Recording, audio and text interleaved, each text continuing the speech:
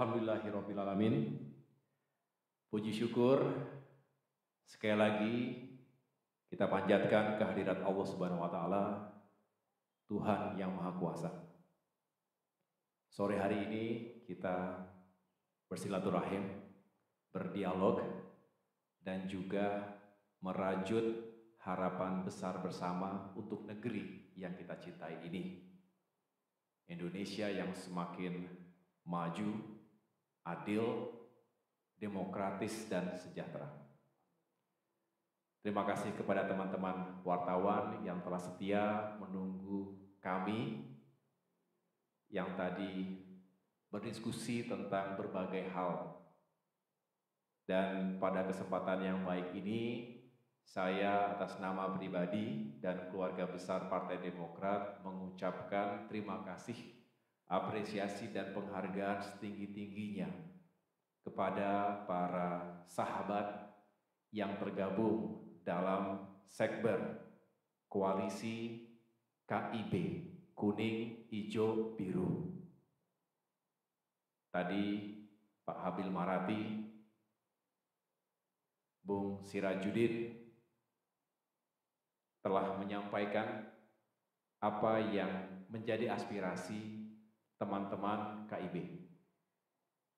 Yang jelas, hari ini kita berada dalam sebuah fase yang sangat penting, di mana sekian bulan ke depan, rakyat Indonesia akan menghadapi sebuah momentum yang bersejarah.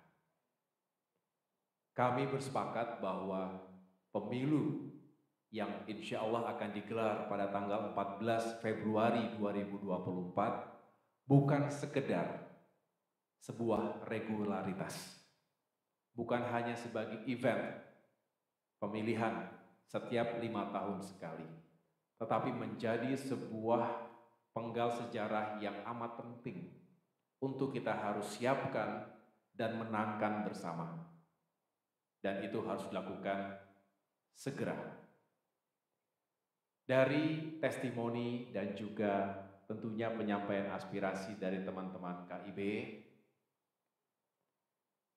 dapat ditangkap sebuah kesimpulan bahwa sejatinya semakin banyak masyarakat Indonesia yang ingin hidupnya lebih baik. Kita potret isu dan permasalahan ekonomi dan kesejahteraan rakyat, daya beli yang lemah, harga-harga yang sulit untuk dijangkau, penghasilan yang tidak kemana-mana, pengangguran yang semakin banyak, ketimpangan yang terjadi di sana-sini. Itu semua membutuhkan solusi, tapi juga kepemimpinan yang efektif. Belum lagi kita berbicara isu terkait keadilan dan penegakan hukum yang sering tebang pilih, sehingga rakyat seolah-olah diperlakukan berbeda. Padahal kita hidup dalam sebuah negara hukum yang harusnya berlaku sama bagi setiap warga negaranya. Dan isu lainnya terkait dengan demokrasi dan kebebasan sipil, di mana kita tahu dewasa ini banyak kalangan masyarakat, termasuk generasi muda, yang biasanya punya daya nalar dan kritis yang tinggi, tapi seringkali ragu-ragu bahkan takut untuk berbicara, walaupun adalah kebenaran yang disampaikan. Jadi sejumlah potret tadi yang kami himpun tentu bukan hanya dari statistik di atas kertas, tetapi dari dialog yang dilakukan dari waktu ke waktu di berbagai penjuru tanah air, yang menjadi dorongan kuat bagi teman-teman KIB.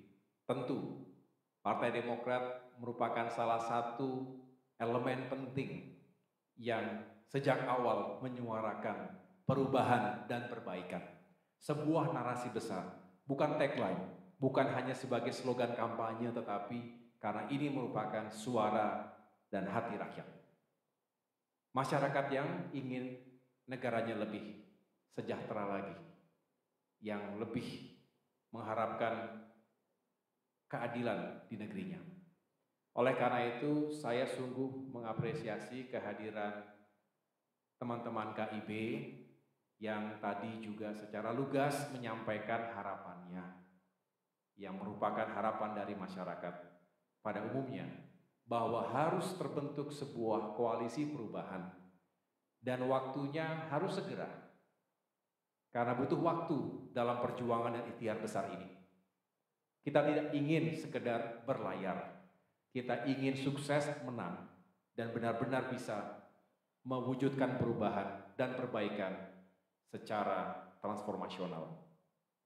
Disitulah ada urgensi dan tentunya pertanyaan-pertanyaan berikutnya. Kapan ketiga partai politik yang hari ini terus membangun komunikasi secara intensif? Tentu selain Partai Demokrat, ada PKS dan Nasdem. Dan kita terus membangun chemistry sekaligus juga kebersamaan.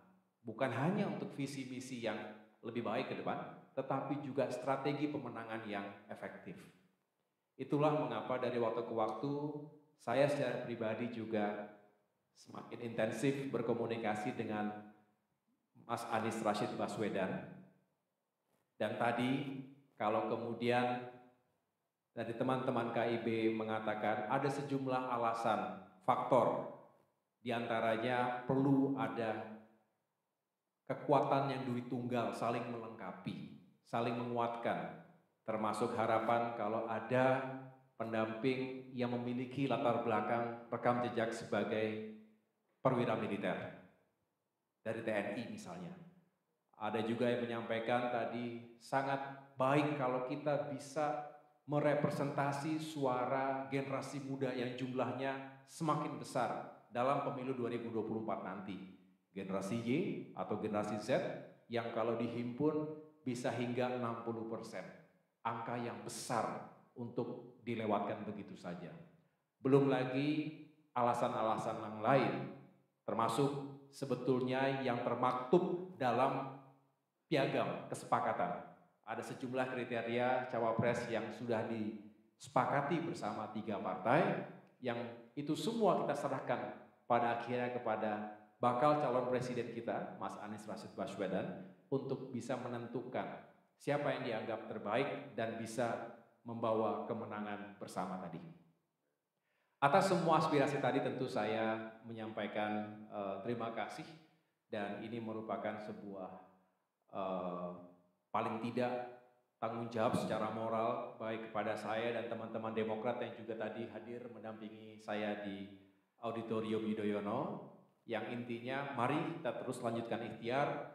Kami juga sepakat bahwa perlu segera karena kita juga ingin lebih cepat membangun sinergi dan kolaborasi yang lebih terintegrasi secara utuh dari tingkat atas sampai dengan akar rumput, karena memang bisnis dari politik ini adalah menggunakan waktu se-efektif mungkin untuk memenangkan hati, pikiran, dan pada akhirnya suara rakyat kita. Disitulah urgensi itu timbul, disitulah mudah-mudahan soliditas antara KIB dan kita semua, teman-teman yang ada di koalisi perubahan, bukan hanya dengan Demokrat tentunya, tetapi juga dengan PKS dan Nasdem, bisa semakin baik ke depan. Sekali lagi terima kasih atas kehadirannya, sekaligus saya menitipkan semangat perubahan dan perbaikan ini untuk terus kita sebarluaskan di tengah-tengah masyarakat, terutama masyarakat yang tadi mengharapkan hadirnya kesejahteraan, keadilan, dan juga kebahagiaan di negerinya sendiri. Demikian yang dapat saya sampaikan. Terima kasih kepada teman-teman. Saya serahkan kembali kepada Kabar Komsra. Ya, makasih. Mari kita tepuk tangan dulu. Saya kasih aplaus untuk Ketua Umum Partai Demokrat, Bapak Agus Harimurti Yudhoyono. Teman-teman, ini ada sesi tanya jawab. Ya, silakan untuk 3 penanya. Silakan angkat tangan. Oke. Ahda ya, Ahda. Sorry, ini udah sering banget kayaknya saya lihat nih. Boleh ya, lu ya. Satu lagi di sana, Mbak yang di sana ya. Oke. 1, 2, 3 silakan.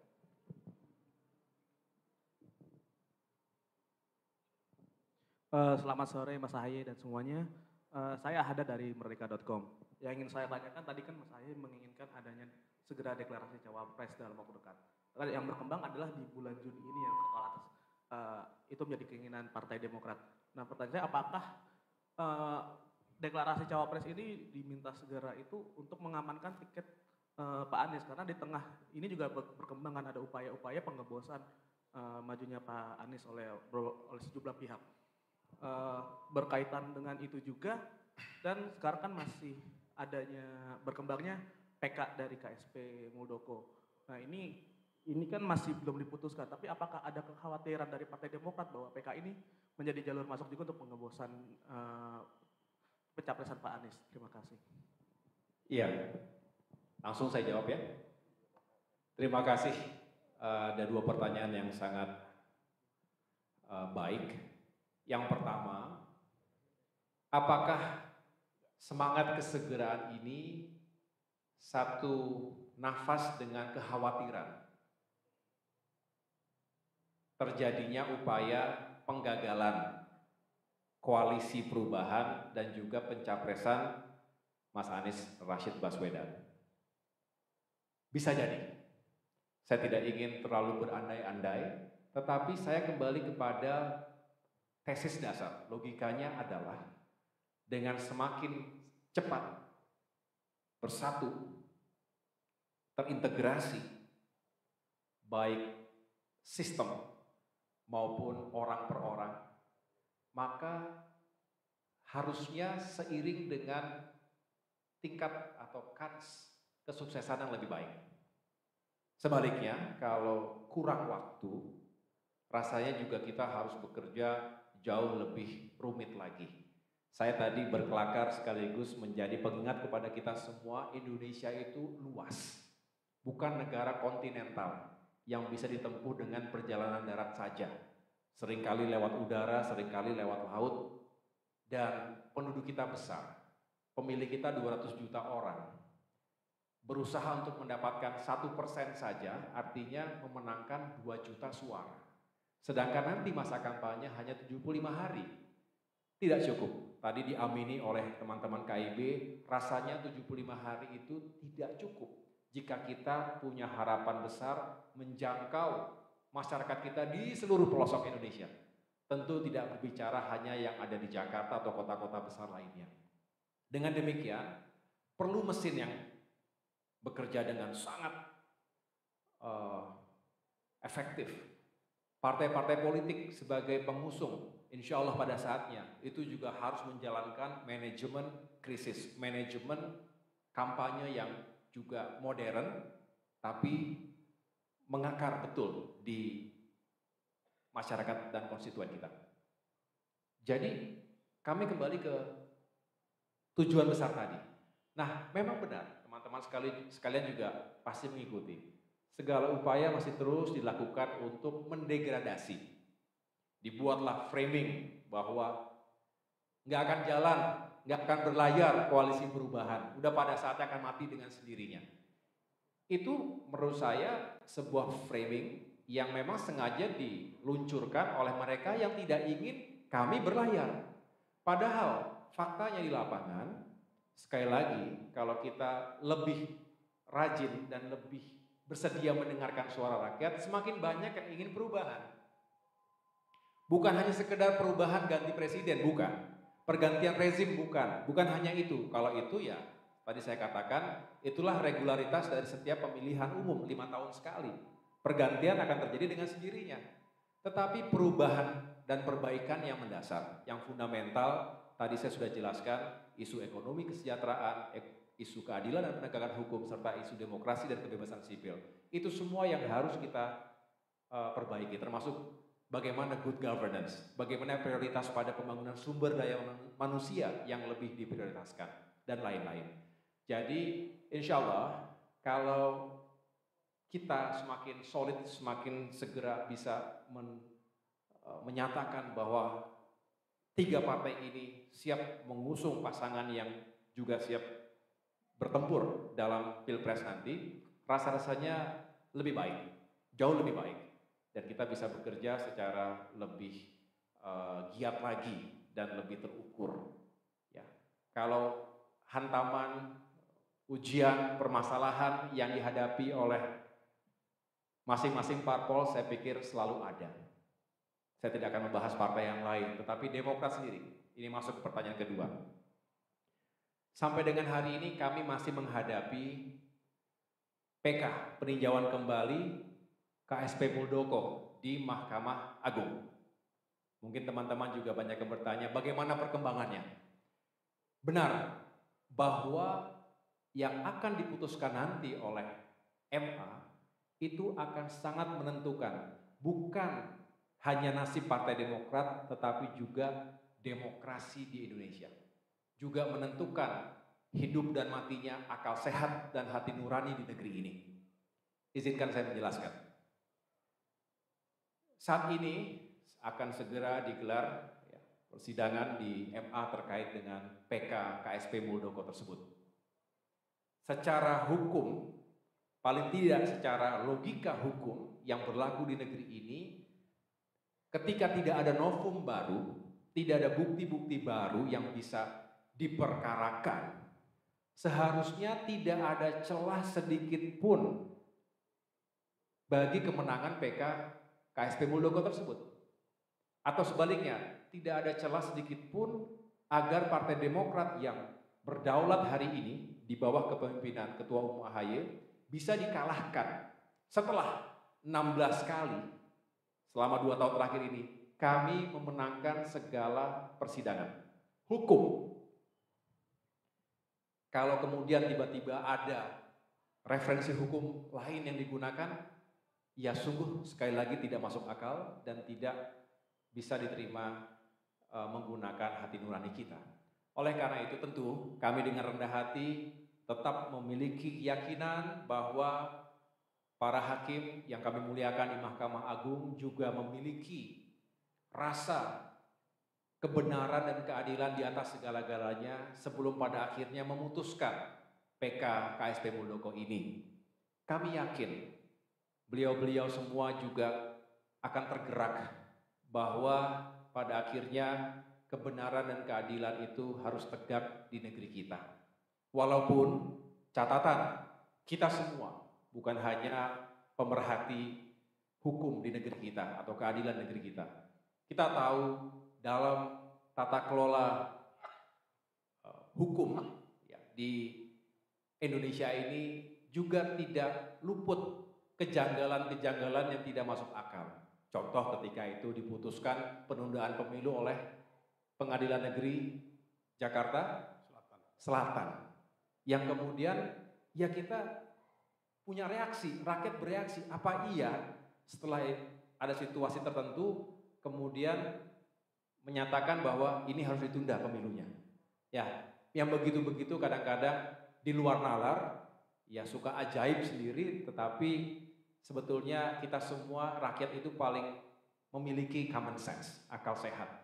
Jadi oleh karena itu harapan kami tetap bahwa proses PK KSP Muldoko ini bisa kembali diletakkan pada hukum yang berlaku, akal sehat, kebenaran dan keadilan. Kami siap menghadapi itu semuanya.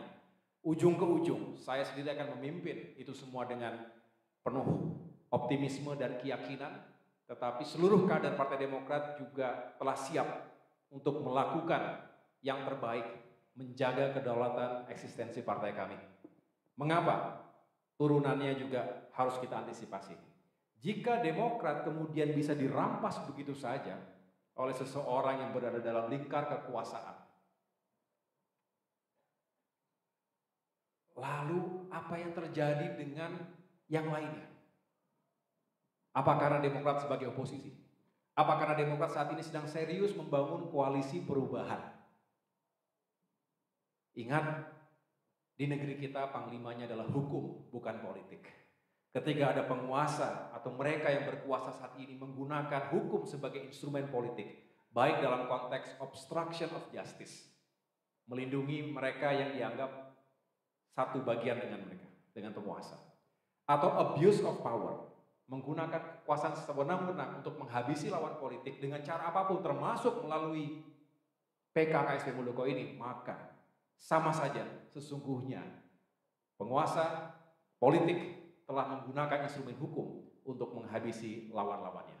Ini tidak sehat, ini berbahaya, dan ini akan mengusik rasa ketidakadilan kita semuanya. Saya yakin rakyat akan tidak terima dengan yang begini-begini. Mohon maaf saya agak panjang karena ini juga berkaitan.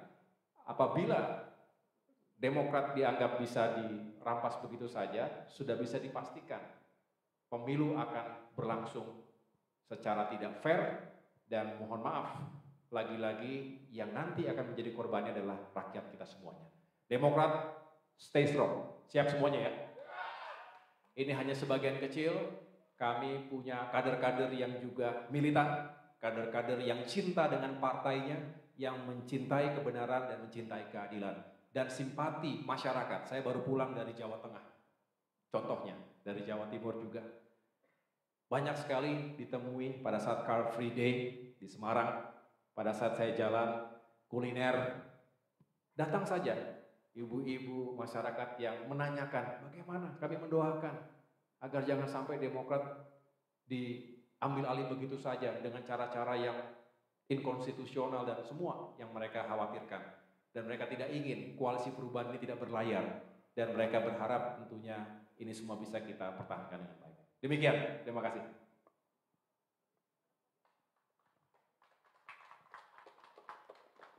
Selamat sore Mas Ahaye dan teman-teman semua, saya Dipo dari Kompas TV.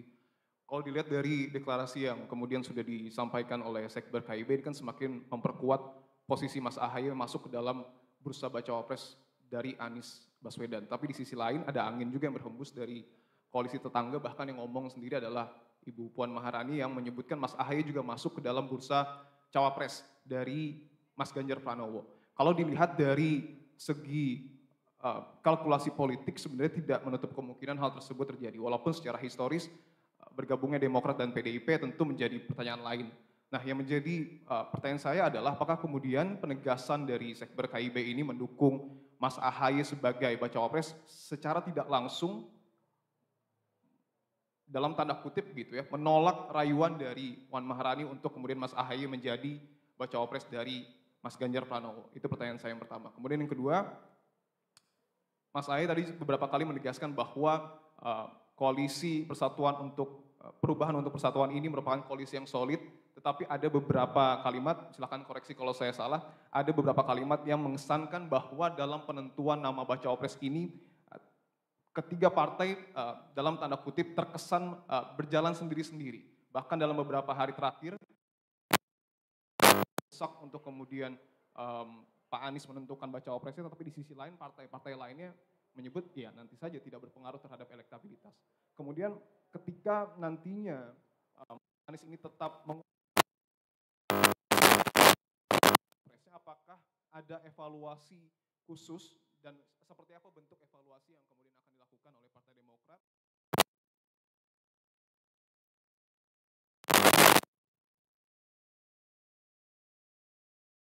di perubahan untuk persatuan? Terima kasih. Bagus sekali. Terima kasih.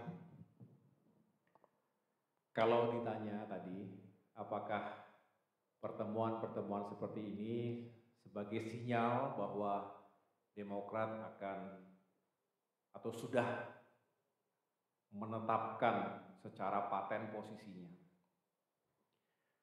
Begini, saya pertama berterima kasih kepada siapapun yang menyebutkan bahwa AHY bisa diperhitungkan dan lain sebagainya, berpasangan dengan siapapun. Ya. Termasuk terakhir Ibu Puan Maharani menyampaikan, ya bisa saja dengan Mas Ganjar Pranowo begitu. Saya menghormati, seperti saya menghormati siapapun yang memberikan sikap atau pernyataan. Bagi saya demokrasi adalah ruang yang bebas, ruang yang luas untuk hadirnya gagasan-gagasan semacam itu. Dan saya sendiri bisa selalu merasionalisasi apapun yang disimulasikan oleh para entitas politik hari ini. Nah, sama, kami juga terus membangun komunikasi dengan siapapun, dengan partai-partai politik manapun, bertemu dengan para tokoh, bertemu dengan pimpinan-pimpinan yang kami anggap juga bagus kalau selalu terbuka ruang komunikasi. Politik Indonesia memang harus cair. Kita bukan politik pembelahan sebetulnya. Bukan hanya ada dua partai utama seperti layaknya Amerika Serikat, itu saja mereka selalu membuka komunikasi antara Republicans dengan Demokrat di Amerika misalnya. Nah, kita ini multi-party system. Jadi harus terus membangun komunikasi dengan cair, fleksibel, tapi kami memilih juga tetap menjunjung tinggi etika, nilai, dan juga prinsip-prinsip dalam berkomunikasi politik. Itulah mengapa selain tentunya menyampaikan apresiasi tadi, kami juga terus memantapkan rancang bangun dari koalisi perubahan ini. Kalau masuk ke yang kedua, ada perbedaan antara tiga partai politik yang sedang berkomunikasi intensif ini, Demokrat, PKS, dan Nasdem, adalah sebuah kewajaran.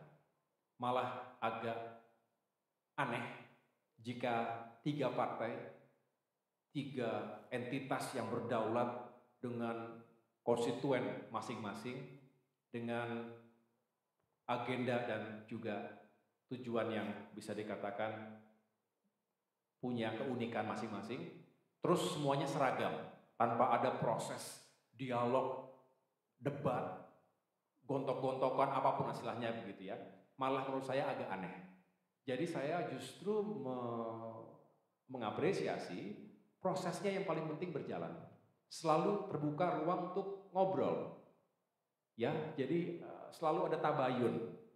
Setelah ada statement kader partai A di media massa, dibalas dengan kader partai B di media massa yang lain, bersaut-sautan.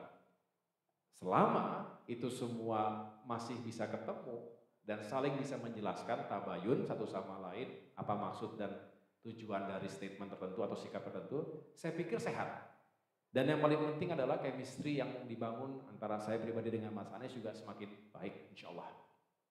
Nah, dengan demikian, kalau saya tidak ingin mengatasnamakan yang lain, tapi saya dan Demokrat memilih untuk kembali pada tujuan besar. Kita ingin bukan hanya berlayar, tapi sukses, menang, dan jadi.